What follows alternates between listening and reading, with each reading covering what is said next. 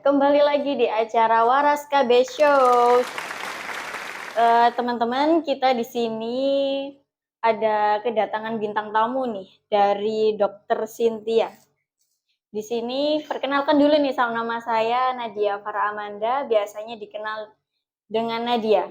Saya dulu sering di podcast, cuma karena belakang ini Mas Firman, jadi Mas Firman yang sering. Sekarang saya ganti lagi di sini. Oke, baik, di sebelah saya ada Dokter Cynthia. Dokter, ini kesibukannya dokter apa sekarang? Dan mungkin bisa dijelaskan perkenalan dulu deh dokter. Apa tadi Mbak namanya? Waras KB Show ya? Waras KB Show. Assalamualaikum warahmatullahi wabarakatuh, teman-teman viewer Waras KB Show. Perkenalkan, nama saya Dokter Cynthia.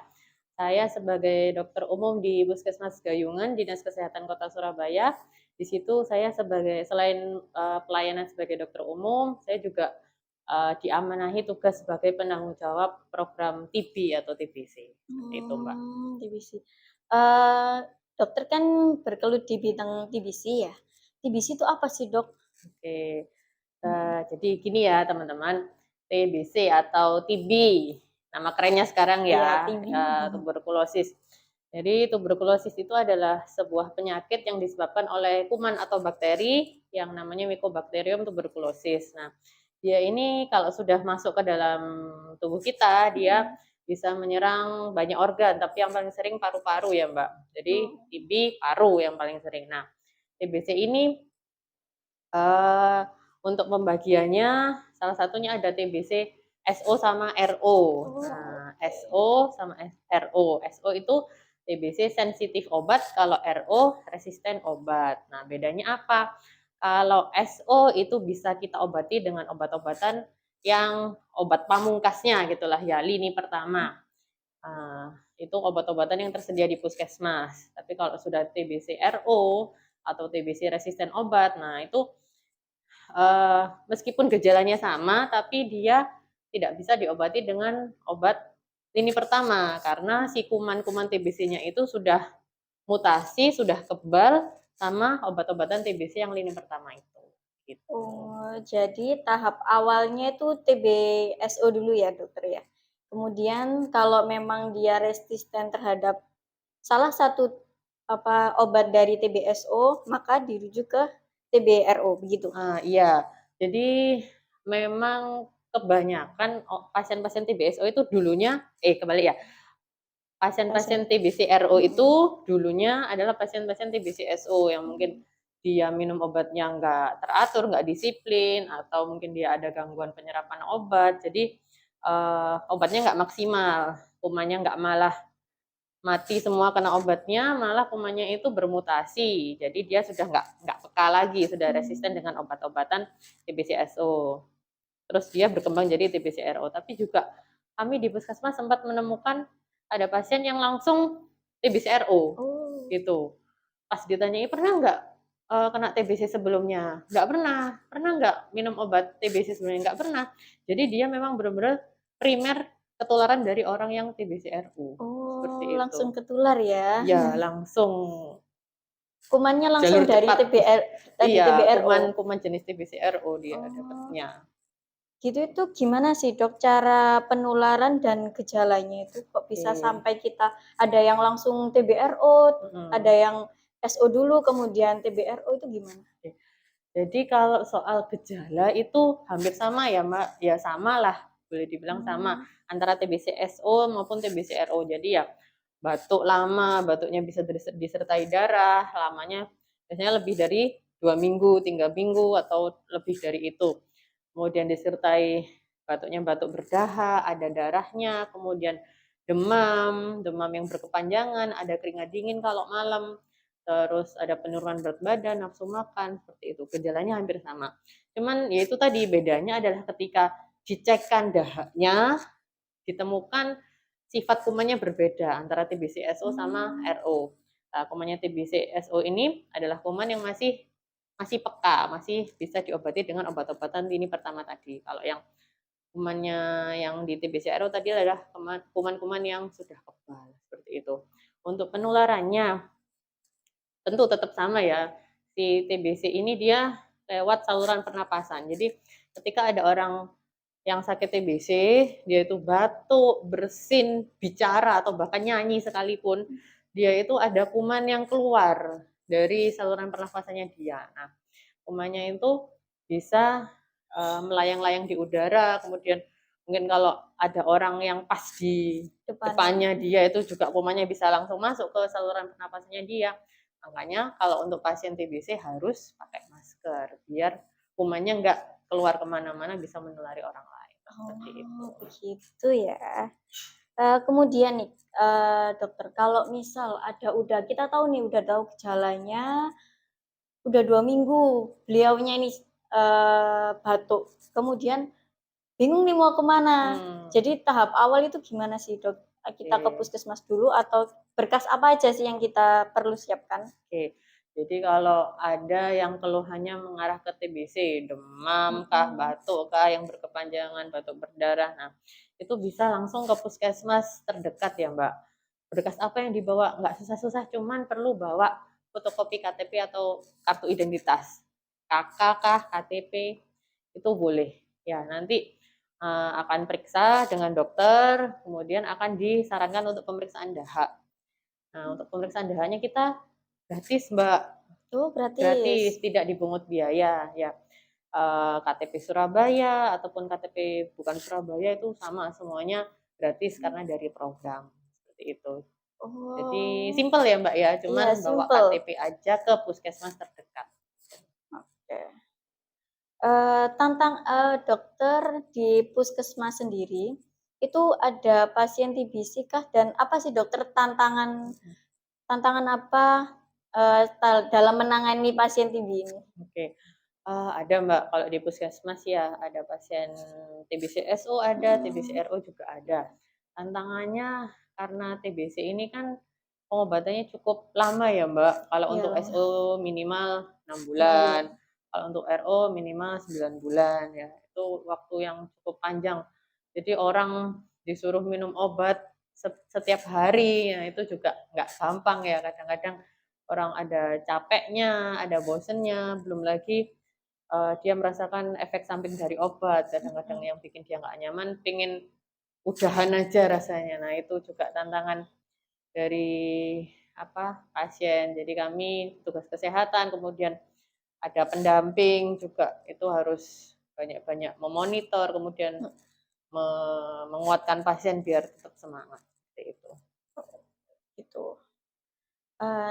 Kita kan sudah membahas tentang pasiennya nih dok. Biasanya kan kalau di puskesmas itu nggak mungkin kan pasiennya sendirian ke puskesmas. Pasti ada kayak pendamping dari keluarga nih.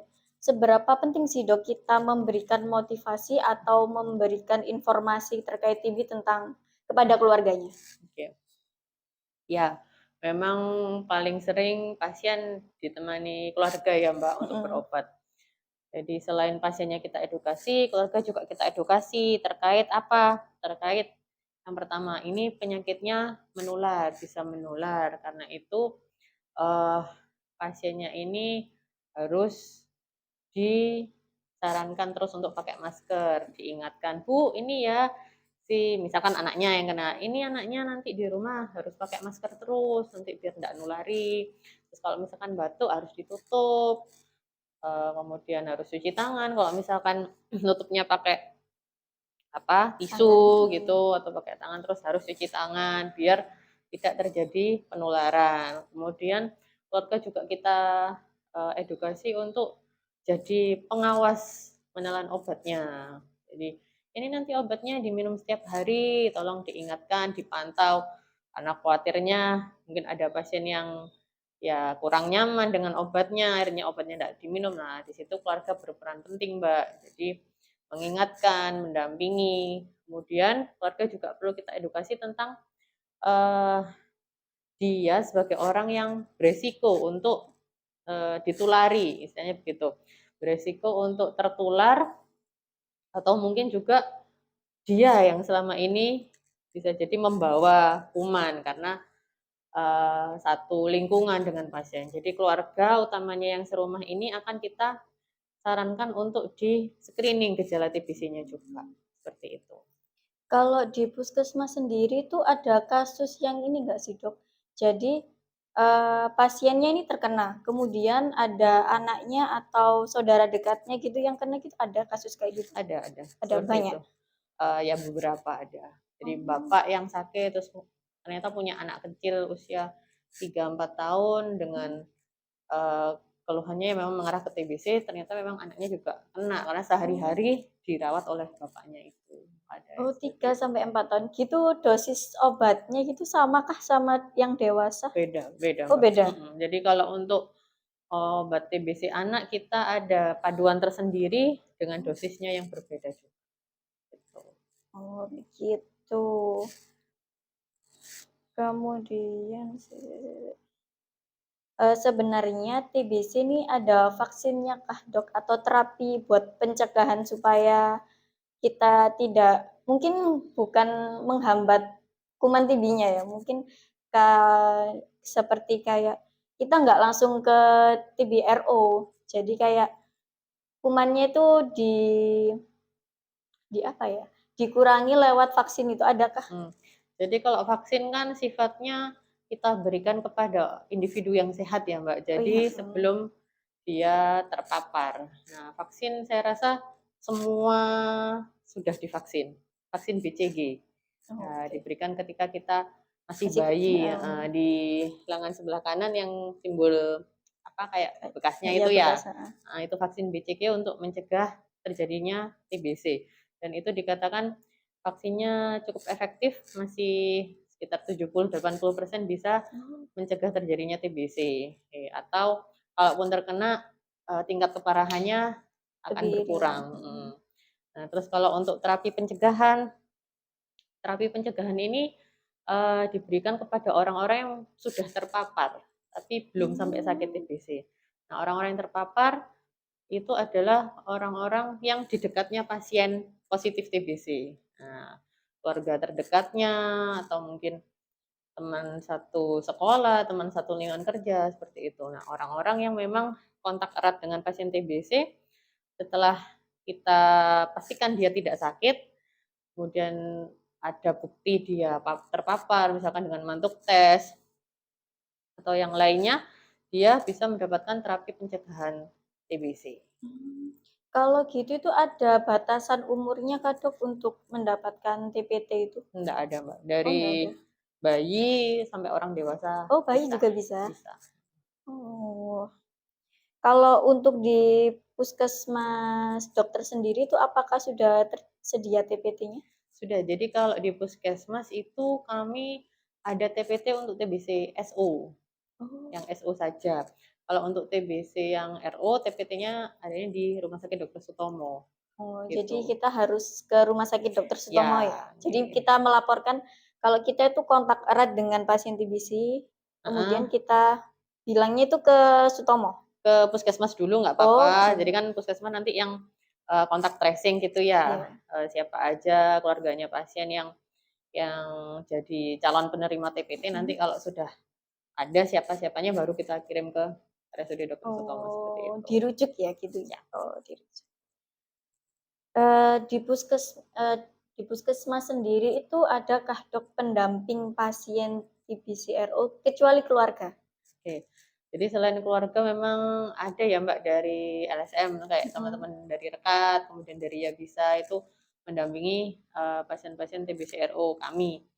Eh, jadi ya kunjungan ke rumah, kemudian bertanya gimana minum obatnya, apakah lancar, sudah betul atau enggak cara minumnya, efek sampingnya apa. Nah, itu pendamping seperti teman-teman ini sangat sangat menguatkan pasien saya rasa. Jadi apalagi kan kayak teman-teman dekat ini mayoritas penyintas ya Mbak ya, Iya, penyintas di mayoritas. BCRO. Jadi selain menyemangati juga bisa berbagi pengalamannya dulu. Pak, saya dulu seperti ini gitu ya Mbak ya. Jadi saya rasa pasien itu jadi tambah semangat karena ini loh Ada saya bisa contohnya. sembuh, ya pasti Bapak juga bisa sembuh gitu. Kalau gitu itu ada nggak sih, Dok, kayak satu contoh kasus beliaunya itu sudah sembuh dari TBC SO, kemudian nggak lama kemudian beliaunya ini waktu 2 minggu kemudian batuk berdarah lagi, kemudian di tes TCM ya, tes Mhm. TCM itu hasilnya resisten obat, itu ada nggak, Dok? Kalau yang kayak gitu saya belum pernah ketemu sih. Ya biasanya sebelum dia sembuh itu sudah kelihatan dari follow up-nya mungkin belum sampai Oh, negatif dia, iya. makanya dia, kita suspek jadi pasien TBC RO gitu. Tapi ya kalau kalau yang pengalaman saya sih belum pernah nemu yang kayak gitu, Mbak. Cuman nggak tahu ya Mmm, kalau di tempat lain mungkin bisa juga, gitu. oh gitu. Di pasien TBC RO ini adakah yang mengeluh tentang efek samping, Dok? Oke. Ada, Mbak. Jadi karena obatnya kan banyak ya kalau TBC RO itu bisa sampai 7 macam jenis obatnya yang dikonsumsi itu. Nah, pasien itu beberapa ada yang mengeluhkan, gatal, ada mual muntah, Mmm, terus kemudian ada yang mengeluh nggak bisa tidur, ada gangguan tidur, seperti itu. Jadi macam-macam keluhannya pasien. Ah, nah, itu juga tantangan ya. Jadi karena pasiennya merasa tidak nyaman dengan obat kan pinginnya di-stop aja obatnya. Nah, tapi mmm, kita bagaimana sebagai petugas kesehatan harus mengedukasi pasien. Jadi keluhannya apa yang muncul, mungkin kita bisa kasih obat-obatan untuk meringankan, kemudian kita bisa edukasi kalau misalkan dia nggak bisa tidur, solusinya apa, mungkin dia relaksasi dulu, melakukan olahraga ringan, seperti itu. Jadi efek sampingnya selama itu masih efek samping yang ringan, ringan sampai, sedang ya, yang bisa kita kita atasi di puskesmas, kita atasi, tapi kalau memang efek sampingnya sampai yang berat sekali, itu akan kita rujuk kembali ke rumah sakit, seperti itu. oh begitu. Mungkin sesuai dari pengalaman pribadi saya ya, Dokter, ya. Mhm. Dulu kan saya pernah kena TBC RO ya. Jadi saya tuh dulu kena asam urat. Itu asam urat tuh sampai Mmm, 7. naik banget Iya, ya? naik banget. Terus akhirnya kontrol ke dokter itu kan setiap bulan itu ada cek darah. Mhm. Ada cek darah, ketahuan di situ asam uratnya Mmm, tinggi karena kan udah buat jalan itu sakit, Dok. Jadi naik oh, tangga itu udah sakit. Terus akhirnya waktu kontrol sama dokter diliatin, "Oh ini apa, asam uratnya tinggi," terus mhm, ditambahi obat. Ya mungkin di situ kan kita ini udah minum banyak obat ya, Dokter, ya. mhm. Terus kita kontrol, inginnya solusi yang lain, kita ditambahi obat. Mungkin dari situ kayak temen-temen kayak saya gitu, "Aduh kok ditambahin obat lagi?" Mmm, Gitu, kayak ini aja udah nggak udah mau minum kebanyakan. obat, dikasih vitamin pun juga kadang diminum, kadang enggak, gitu sih. Kalau Mmm, pengalaman pribadi saya. gitu Jadi ya? banyak pasien yang pernah saya dampingi itu begitu. Jadi takutnya kayak konsultasi tentang kalau dokter kan selalu bilang, "Kalau ada hal kecil-kecil gitu tolong diomongin supaya Mmm, nanti kalau nggak jadi masalah di belakangnya," gitu. mmm. Kalau kalau tapi kita itu takutnya ditambahi obat, cuma itu Oh, takut gitu kita ya. ya? Heeh, jadi Heeh heeh kalau heeh. ada pusing sedikit nanti dikasih obat, Mhm. terus ada kayak mual dikasih obat mual. Jadi sebelum pernah saya tuh dikasih obat mual karena udah terlalu nggak bisa gitu loh, Dok. Akhirnya dikasih obat mual itu sebelum minum obat. Jadi sebelum minum obat kita harus minum obat mual, kemudian tapi tetap mual.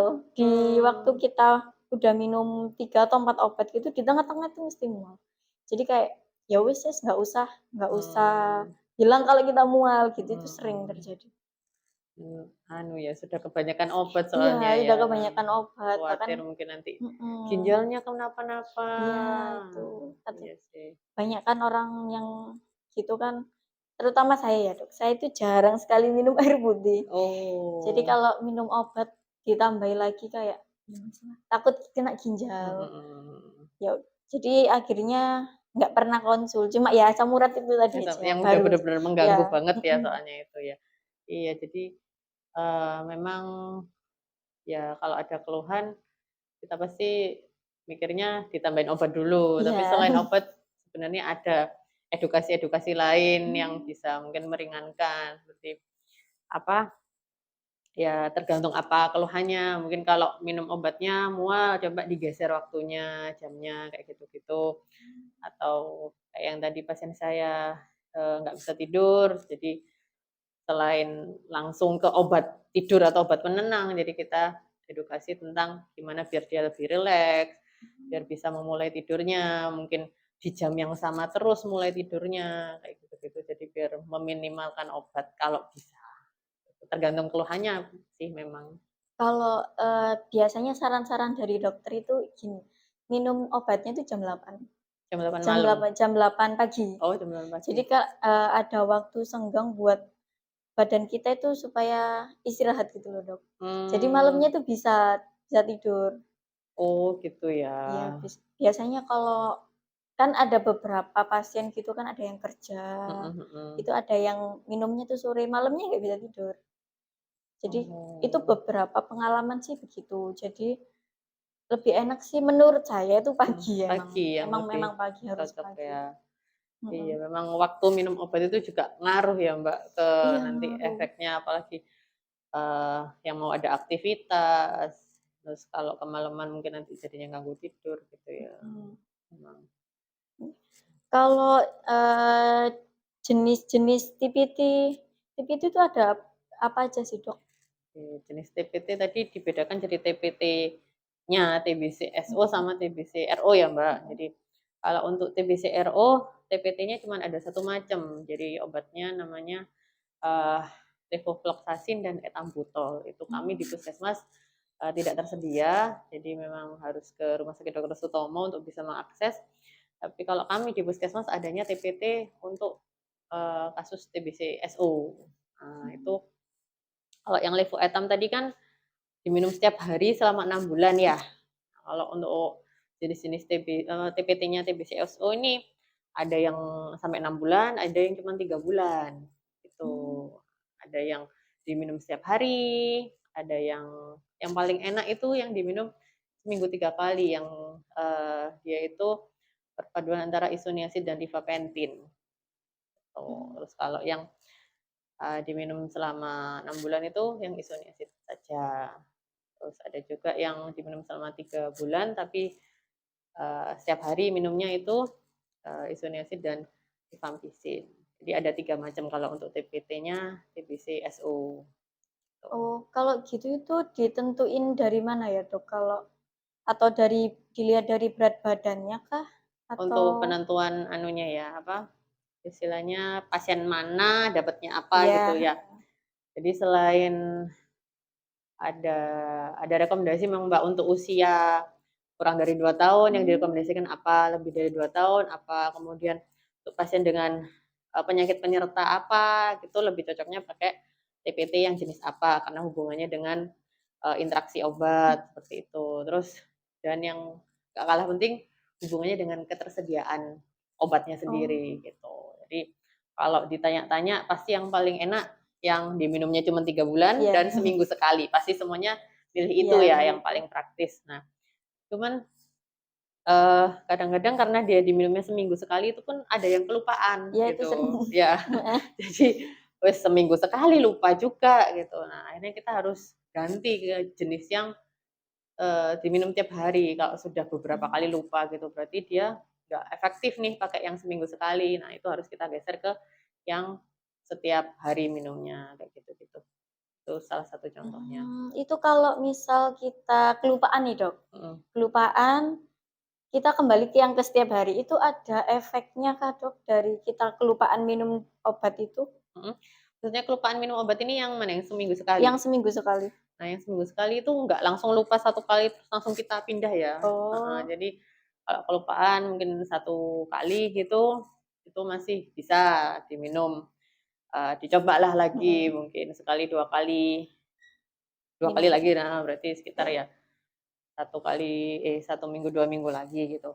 Tapi terus kalau sudah nggak bisa ya stop sudah jenis yang itu, ganti kita pakai yang regimen yang setiap hari, gitu. Oh, sudah.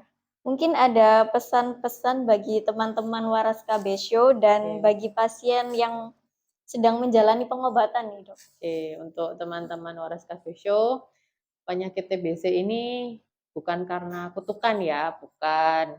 Jadi dia itu penyakit infeksi, jadi sudah tidak perlu sangat ditakuti atau sampai malu berobat, jadi ditutup-tutupi. Ya, jadi kalau misalkan teman-teman ada gejala mengarah ke TBC, monggo bisa langsung periksa ke puskesmas. Ya, karena harapannya penyakitnya ditemukan, bisa berobat sampai sembuh. Ya Mbak ya, karena TBC bisa disembuhkan insya Allah kalau minum obatnya teratur. Kemudian untuk teman-teman yang mungkin sekarang sedang diuji dengan penyakit TBC, baik itu SO maupun RO, tetap semangat minum obatnya, tetap semangat kontrolnya. Ya, saya tahu pasti